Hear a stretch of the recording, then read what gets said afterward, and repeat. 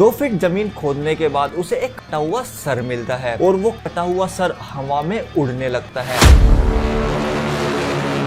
मैं तुम्हें जीने भी नहीं दूंगा और तुम्हारी फैमिली को भी मैं मार दूंगा कि अगर तुम मेरे लिए खून नहीं लाए तो मैं तुम्हारा ही खून पी जाऊंगा।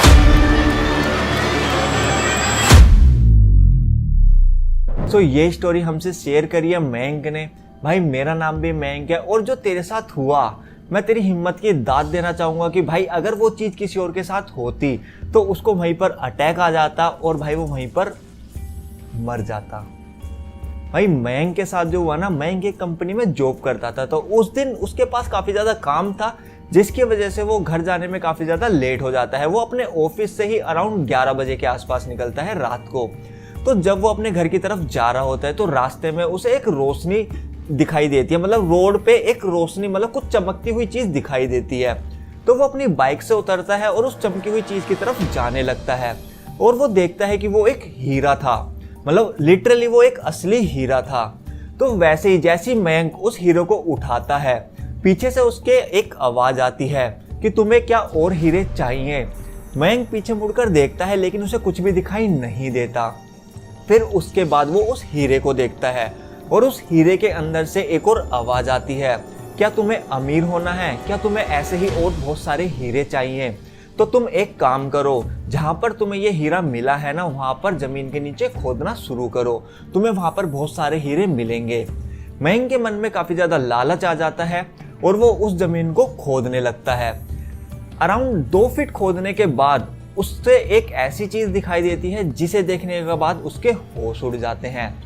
2 फीट जमीन खोदने के बाद उसे एक कटा हुआ सर मिलता है और वो कटा हुआ सर हवा में उड़ने लगता है और वो उससे बोलता है कि मैं तुम्हें कुछ नहीं करूंगा, तुम मुझसे डरो मत। अगर तुम्हें और हीरे चाहिए तो तुम मुझे फॉलो करो, अगर तुम मुझे फॉलो नहीं करोगे तो मैं तुम्हारा वो हश्र करूंगा तुम जिंदगी भर याद रखोगे। मैं तुम्हें इतना परेशान करूंगा, मैं तुम्हें जीने भी नहीं दूंगा और तुम्हारी फैमिली को भी मैं मार दूंगा। तो मयंक काफी ज्यादा डर जाता है और उसे फॉलो करने लगता है। वो एक जंगल में उसे ले जाता है और वहां पर उसे ले जाने के बाद बोलता है कि जहां पर तुम खड़े हो यहाँ पर नीचे जमीन में बहुत सारे हीरे हैं, तो तुम एक काम करो यहाँ पर खोदना शुरू करो। मयंक काफी ज्यादा डरा होता है और वो वहां पर खोदना शुरू कर देता है। उसके बाद जब अराउंड 3 से 4 फीट वो वहां पर खोद लेता है तो उसे जमीन के नीचे उस सिर का कटा हुआ धड़ मिलता है, मतलब कि जो सर है, सर से नीचे का जो हमारे पोर्शन है, ये पूरा शरीर उसे जमीन के नीचे मिलता है। उसके बाद वो सर उसको बोलता है कि तुम्हें अब मुझे 1 लोटा खून ला कर देना होगा। ये देखकर मयंक काफी ज्यादा डर जाता है और उसको बोलता है कि मैं खून कहाँ से लाऊंगा और वो भी 1 लोटा। तो वैसे ही उस जगह से एक आदमी गुजर रहा होता है तो वो सर उसको बोलता है कि तुम्हें इस आदमी का खून लाकर मुझे देना होगा। तो मयंक उसे वो खून लाने से मना कर देता है। उसके बाद वो सर मयंक को बोलता है कि अगर तुम मेरे लिए खून नहीं लाए तो मैं तुम्हारा ही खून पी जाऊंगा और तुम्हें मार दूंगा और फिर उसके बाद मैं तुम्हारी फैमिली को भी मार दूंगा। ये बात सुनकर मयंक काफी ज्यादा डर जाता है और वो एग्री कर जाता है उसका खून लाने के लिए। वैसे ही वो सर एक मंत्र पढ़ता है जिससे मयंक के हाथ में एक लोटा आ जाता है और एक चाकू आ जाता है।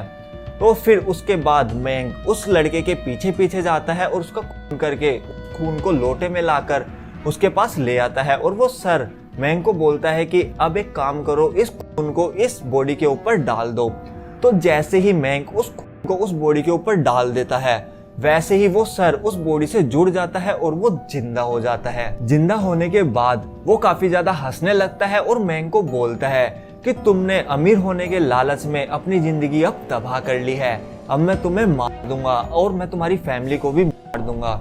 ये बात सुनकर मयंक काफी ज्यादा घबरा जाता है और वहां से भागने लगता है। जब वो वहां से भाग रहा होता है तो वैसे ही उसे एक साधु बाबा दिखते हैं। तो वो उनके पास भागते हुए जाता है और उनको बोलता है कि मेरे साथ ऐसे ऐसे हो रहा है।